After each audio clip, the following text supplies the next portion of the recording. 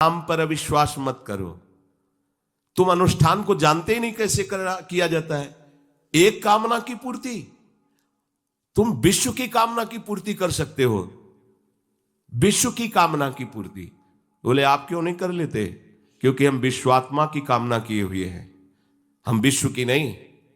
हम जिस बात की कामना किए हुए हैं उसके लिए विश्व का विस्मरण करना है। मन मन की रुचि जान नेह विधि अनुसरें। हम प्रियालाल की मन की बात जानकर उनकी सेवा में रत होना चाहते हैं। नहीं, नाम और मंत्र में इतनी ताकत है, आप उसको समझ नहीं पाएंगे। आप विचार करके देखिए, जब कोई पवित्र अनुष्ठान कोई राक्षस करता था तो बहुत पहले से ही वो मदिरा त्याग देता था, मांस खाना त्याग देता था, दूसरे की निंदा करना त्याग देता था, अपवित्रता का त्याग कर देता। परम पवित्र ऋषियों की तरह होकर वो तब अनुष्ठान करता था। यद्यपि वो जगत विनाश के लिए अनुष्ठान होता, पर उसके लिए भी पवित्रता की ऐसी आवश्यकता थी। अब आप बेविचार करो, शराब पियो, मांस खाओ, गंदे आचरण करो और बोलो हमने राधा राधा कहा लेकिन काम नहीं बना। वो बोल रहे थे कि कितना भी बड़ा संकट हो, फिर बोल रहे हैं। अगर भयानक से भयानक विपत्ति को ऐसे न नष्ट कर दे तो बता देना, कृष्णाय वासुदेवाय हरे परमात्मने प्रणतः क्लेश नाशाय गोविंदाय नमो। इसका जप करो और जब तक तुम्हारा काम पूरा ना हो जाए ब्रह्मचर्य से रहो।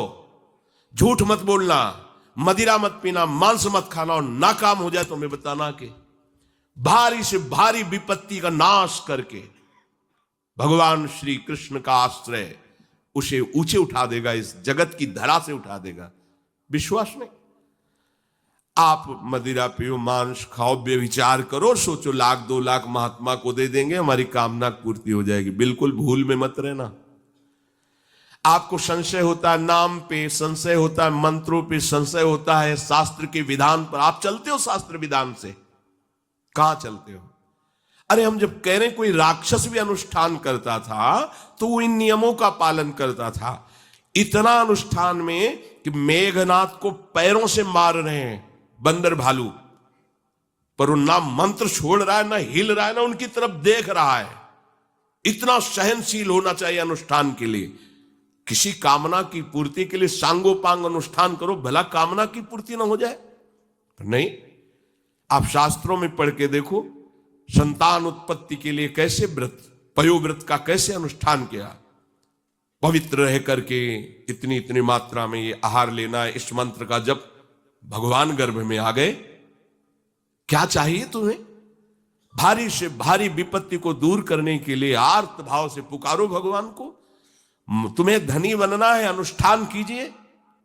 हम कह रहे किसी विशेष मंत्र आदि की तरफ ना बढ़िए, बोलिए राधा राधा। क्या चाहिए आपको? कृष्ण कृष्ण बोलिए। सब मंत्रों का सार है नाम में, आप बोलिए तो नाम। पवित्र होइए, गंदे आचरण छोड़िए। क्या चाहिए आपको? भगवान का नाम जहां गूंजता है वहां ऐश्वर्य अपने आप चरणों में लौटता है। अब छल कपट करो, हिंसा करो, गंदे आचरण करो, सोचो हम बहुत बड़े धनी बन जाएं, तो दुष्कृति का फल दरिद्रता और दुख होता है।